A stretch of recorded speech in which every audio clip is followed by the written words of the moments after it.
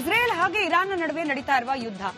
Iran ದಾಳಿಗೆ ಪ್ರತಿದಾಳಿ ಅನ್ನೋ ರೀತಿಯಲ್ಲಿ ಪ್ರತೀಕಾರದ ಹಠ ತೊಟ್ಟಿದೆ. ಆದರೆ ಇಸ್ರೇಲ್ ಪಕ್ಕಾ ಪ್ಲಾನ್ ಮಾಡಿ ತನ್ನ ಗುರಿಯನ್ನ ನಿರ್ದಿಷ್ಟವಾಗಿ ತಲುಪುವ ರೀತಿಯಲ್ಲಿ ಅಟ್ಯಾಕ್ ಮಾಡ್ತಾ ಇದೆ. ಇಸ್ರೇಲ್ಗೆ ಬೇಕಾಗಿರೋದು ಪ್ರಮುಖವಾಗಿ ಎರಡು. ಒಂದು, ಇರಾನ್ನ ಬಳಿ ಇರತಕ್ಕಂತ ಅಣ್ವಸ್ತ್ರಗಳು, ಇರಾನ್ಗೆ ಇರುವಂತಹ ಅಣ್ವಸ್ತ್ರ ತಯಾರಿಕೆಯ ಕೆಪಾಸಿಟಿ, ಇದು ನಿರ್ನಾಮ ಆಗಬೇಕು. ಎರಡನೆಯದ್ದು, ಇರಾನ್ನಲ್ಲಿ ಇರ್ತಕ್ಕಂಥ ಆಡಳಿತ ಬದಲಾಗಬೇಕು. ಖೊಮೇನಿ ತನ್ನ ಸ್ಥಾನದಿಂದ ನಿರ್ಗಮಿಸಬೇಕು, ಇಲ್ಲ ಖೊಮೇನಿನೇ ಇಲ್ಲ ಅನ್ನೋ ರೀತಿಯಲ್ಲಾಗಬೇಕು. ಈ ಎರಡೇ ಗುರಿಯಿಂದ ನಿರ್ದಿಷ್ಟವಾದ ಅಟ್ಯಾಕ್ ಅನ್ನ ಮಾಡ್ತಾ ಇದೆ ಇಸ್ರೇಲ್. ಪಕ್ಕ ಪ್ಲಾನ್ ಮಾಡಿಕೊಂಡು ಇರಾನ್ನ ಮೇಲೆ ಮುಗಿಬೀಳ್ತಾ ಇದೆ. ಹೀಗಾಗಿ ಇಸ್ರೇಲ್ ಅಟ್ಯಾಕ್ ನ ಸಂದರ್ಭದಲ್ಲಿ ಬಹಳ ಪ್ರಮುಖವಾಗಿ ಅಲ್ಲಿನ ಸೇನಾಪಡೆಯ ಮುಖ್ಯಸ್ಥರು ಹಾಗೆ ಅಣುವಿಜ್ಞಾನಿಗಳು ಇವರನ್ನೇ ಗುರಿಯಾಗಿಸಿಕೊಂಡು ದಾಳಿಯನ್ನ ಮಾಡಲಾಗಿತ್ತು. ಖೊಮೇನಿ ಯಾರನ್ನ ಸೇನಾ ಮುಖ್ಯಸ್ಥ ಅನ್ನೋ ಸ್ಥಾನದಲ್ಲಿ ತಂದು ಕೂರಿಸಿದ್ನೋ ಅವರನ್ನ ಇಸ್ರೇಲ್ ಇದೀಗ ಹತ್ಯೆಗೈಯುವ ಮೂಲಕ ತನ್ನ ಮತ್ತೊಂದು ಟಾರ್ಗೆಟ್ ಅನ್ನ ರೀಚ್ ಆಗಿದೆ. ಇವಾಗ ಒಂದು ರಿಪೋರ್ಟ್ ನಿಮ್ಮ ಮುಂದೆ.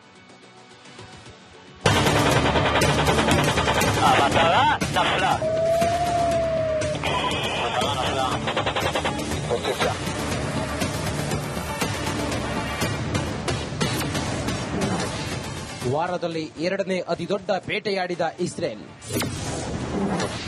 ನೇಮಿಸಿದ 5 ದಿನಕ್ಕೆ ಇರಾನ್ ಸೇನಾ ಮುಖ್ಯಸ್ಥ ಹತ್ಯೆ. ಇಸ್ರೇಲ್ ಇರಾನ್ ನಡುವಿನ ಸಂಘರ್ಷ ತಾರಕಕ್ಕೇರಿದ್ದು ಕಳೆದ 4 ದಿನಗಳಿಂದ ಉಭಯ ದೇಶಗಳು ಪರಸ್ಪರ ಒಬ್ಬರ ಮೇಲೆ ಒಬ್ಬರು ಭಾರೀ ವೈಮಾನಿಕ ದಾಳಿಯನ್ನು ನಡೆಸುತ್ತಿವೆ. ಇಸ್ರೇಲ್ ಇರಾನ್ ನಡುವೆ ಕದನ ವಿರಾಮ ಒಪ್ಪಂದ ಜಾರಿಗೊಳಿಸುವ ಪ್ರಯತ್ನ ಆರಂಭವಾಗಿರುವ ಮಧ್ಯೆಯೇ ಇರಾನ್ನ ಮತ್ತೋರ್ವ ಉನ್ನತ ಮಿಲಿಟರಿ ಅಧಿಕಾರಿಯನ್ನ ಇಸ್ರೇಲ್ ಹೊಡೆದುರುಳಿಸಿದೆ.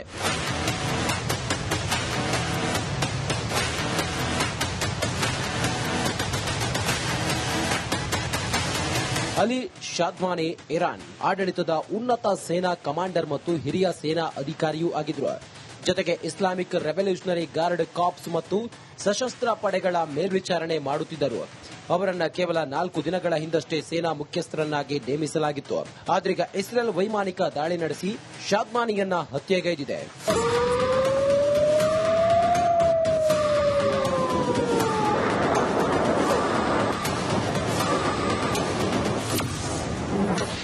ಕದನ ವಿರಾಮ ಇಲ್ಲ, ಅದಕ್ಕಿಂತ ದೊಡ್ಡದು ಸಂಭವಿಸುತ್ತೆ.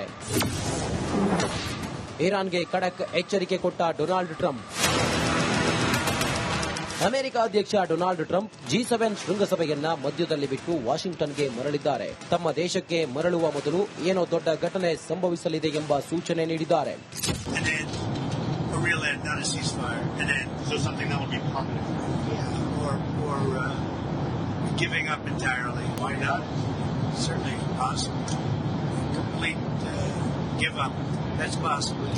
ಇಸ್ರೇಲ್ ಅಮೆರಿಕ ಸೇರಿ ಖಮೇನಿ ಆಡಳಿತಕ್ಕೆ ಕೊನೆಯ ಮೊಳೆ ಹೊಡೆಯಲು ಪ್ಲಾನ್ ಮಾಡಿದಂತೆ ಕಾಣ್ತಿದೆ.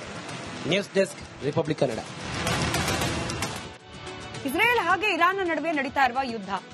ಇರಾನ್ ದಾಳಿಗೆ ಪ್ರತಿದಾಳಿ ಅನ್ನೋ ರೀತಿಯಲ್ಲಿ ಪ್ರತೀಕಾರದ ಹಠ ತೊಟ್ಟಿದೆ. ಆದರೆ ಇಸ್ರೇಲ್ ಪಕ್ಕಾ ಪ್ಲಾನ್ ಮಾಡಿ ತನ್ನ ಗುರಿಯನ್ನ ನಿರ್ದಿಷ್ಟವಾಗಿ ತಲುಪುವ ರೀತಿಯಲ್ಲಿ ಅಟ್ಯಾಕ್ ಮಾಡ್ತಾ ಇದೆ. ಇಸ್ರೇಲ್ಗೆ ಬೇಕಾಗಿರೋದು ಪ್ರಮುಖವಾಗಿ ಎರಡು. ಒಂದು, ಇರಾನ್ನ ಬಳಿ ಇರತಕ್ಕಂತ ಅಣ್ವಸ್ತ್ರಗಳು, ಇರಾನ್ಗೆ ಇರುವಂತಹ ಅಣ್ವಸ್ತ್ರ ತಯಾರಿಕೆಯ ಕೆಪಾಸಿಟಿ, ಇದು ನಿರ್ನಾಮ ಆಗಬೇಕು. ಎರಡನೆಯದ್ದು, ಇರಾನ್ನಲ್ಲಿ ಇರತಕ್ಕಂತ ಆಡಳಿತ ಬದಲಾಗಬೇಕು. ಖೊಮೇನಿ ತನ್ನ ಸ್ಥಾನದಿಂದ ನಿರ್ಗಮಿಸಬೇಕು, ಇಲ್ಲ ಖೊಮೇನಿನೇ ಇಲ್ಲ ಅನ್ನೋ ರೀತಿಯಲ್ಲಾಗಬೇಕು. ಈ ಎರಡೇ ಗುರಿಯಿಂದ ನಿರ್ದಿಷ್ಟವಾದ ಅಟ್ಯಾಕ್ ಅನ್ನ ಮಾಡ್ತಾ ಇದೆ ಇಸ್ರೇಲ್. ಪಕ್ಕಾ ಪ್ಲಾನ್ ಮಾಡಿಕೊಂಡು ಇರಾನ್ನ ಮೇಲೆ ಮುಗಿಬೀಳ್ತಾ ಇದೆ. ಹೀಗಾಗಿ ಇಸ್ರೇಲ್ ಅಟ್ಯಾಕ್ ನ ಸಂದರ್ಭದಲ್ಲಿ ಬಹಳ ಪ್ರಮುಖವಾಗಿ ಅಲ್ಲಿನ ಸೇನಾಪಡೆಯ ಮುಖ್ಯಸ್ಥರು ಹಾಗೆ ಅಣುವಿಜ್ಞಾನಿಗಳು ಇವರನ್ನೇ ಗುರಿಯಾಗಿಸಿಕೊಂಡು ದಾಳಿಯನ್ನ ಮಾಡಲಾಗಿತ್ತು. ಖೊಮೇನಿ ಯಾರನ್ನ ಸೇನಾ ಮುಖ್ಯಸ್ಥ ಅನ್ನೋ ಸ್ಥಾನದಲ್ಲಿ ತಂದು ಕೂರಿಸಿದ್ನೋ ಅವರನ್ನ ಇಸ್ರೇಲ್ ಇದೀಗ ಹತ್ಯೆಗೈಯುವ ಮೂಲಕ ತನ್ನ ಮತ್ತೊಂದು ಟಾರ್ಗೆಟ್ ಅನ್ನ ರೀಚ್ ಆಗಿದೆ. ಇವಾಗ ಒಂದು ರಿಪೋರ್ಟ್ ನಿಮ್ಮ ಮುಂದೆ.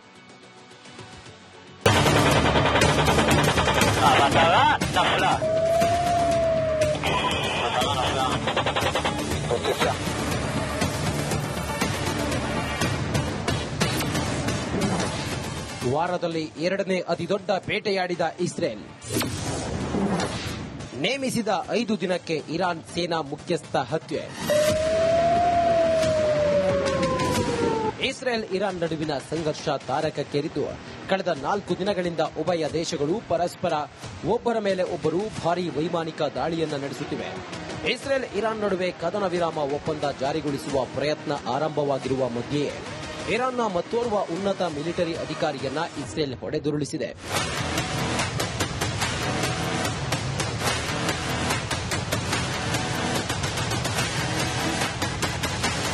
ಅಲಿ ಶಾದ್ವಾನಿ ಇರಾನ್ ಆಡಳಿತದ ಉನ್ನತ ಸೇನಾ ಕಮಾಂಡರ್ ಮತ್ತು ಹಿರಿಯ ಸೇನಾ ಅಧಿಕಾರಿಯೂ ಆಗಿದ್ರು.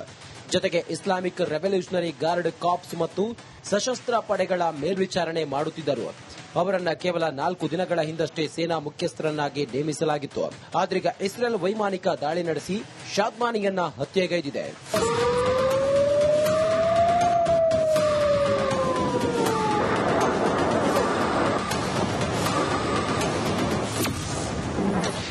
ಕದನ ವಿರಾಮ ಇಲ್ಲ, ಅದಕ್ಕಿಂತ ದೊಡ್ಡದು ಸಂಭವಿಸುತ್ತೆ. ಇರಾನ್ಗೆ ಖಡಕ್ ಎಚ್ಚರಿಕೆ ಕೊಟ್ಟ ಡೊನಾಲ್ಡ್ ಟ್ರಂಪ್. ಅಮೆರಿಕ ಅಧ್ಯಕ್ಷ ಡೊನಾಲ್ಡ್ ಟ್ರಂಪ್ G7 ಶೃಂಗಸಭೆಯನ್ನ ಮಧ್ಯದಲ್ಲಿ ಬಿಟ್ಟು ವಾಷಿಂಗ್ಟನ್ಗೆ ಮರಳಿದ್ದಾರೆ. ತಮ್ಮ ದೇಶಕ್ಕೆ ಮರಳುವ ಮೊದಲು ಏನೋ ದೊಡ್ಡ ಘಟನೆ ಸಂಭವಿಸಲಿದೆ ಎಂಬ ಸೂಚನೆ ನೀಡಿದ್ದಾರೆ.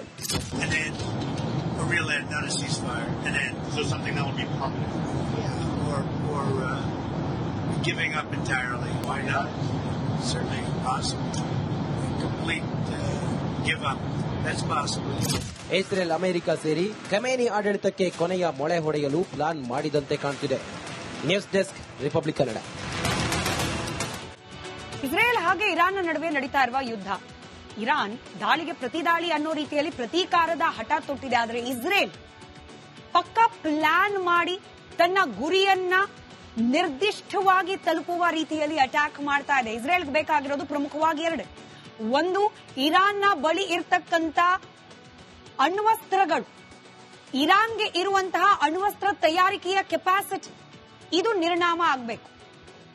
ಎರಡನೆಯದ್ದು, ಇರಾನ್ನಲ್ಲಿ ಇರತಕ್ಕಂತ ಆಡಳಿತ ಬದಲಾಗಬೇಕು. ಖೊಮೇನಿ ತನ್ನ ಸ್ಥಾನದಿಂದ ನಿರ್ಗಮಿಸಬೇಕು, ಇಲ್ಲ ಖೊಮೇನಿನೇ ಇಲ್ಲ ಅನ್ನೋ ರೀತಿಯಲ್ಲಾಗಬೇಕು. ಈ 2 ಗುರಿಯಿಂದ ನಿರ್ದಿಷ್ಟವಾದ ಅಟ್ಯಾಕ್ ಅನ್ನ ಮಾಡ್ತಾ ಇದೆ ಇಸ್ರೇಲ್. ಪಕ್ಕಾ ಪ್ಲಾನ್ ಮಾಡಿಕೊಂಡು ಇರಾನ್ನ ಮೇಲೆ ಮುಗಿಬೀಳ್ತಾ ಇದೆ. ಹೀಗಾಗಿ ಇಸ್ರೇಲ್ ಅಟ್ಯಾಕ್ ನ ಸಂದರ್ಭದಲ್ಲಿ ಬಹಳ ಪ್ರಮುಖವಾಗಿ ಅಲ್ಲಿನ ಸೇನಾಪಡೆಯ ಮುಖ್ಯಸ್ಥರು ಹಾಗೆ ಅಣುವಿಜ್ಞಾನಿಗಳು ಇವರನ್ನೇ ಗುರಿಯಾಗಿಸಿಕೊಂಡು ದಾಳಿಯನ್ನ ಮಾಡಲಾಗಿತ್ತು. ಖೊಮೇನಿ ಯಾರನ್ನ ಸೇನಾ ಮುಖ್ಯಸ್ಥ ಅನ್ನೋ ಸ್ಥಾನದಲ್ಲಿ ತಂದು ಕೂರಿಸಿದ್ನೋ ಅವರನ್ನ ಇಸ್ರೇಲ್ ಇದೀಗ ಹತ್ಯೆಗೈಯುವ ಮೂಲಕ ತನ್ನ ಮತ್ತೊಂದು ಟಾರ್ಗೆಟ್ ಅನ್ನ ರೀಚ್ ಆಗಿದೆ.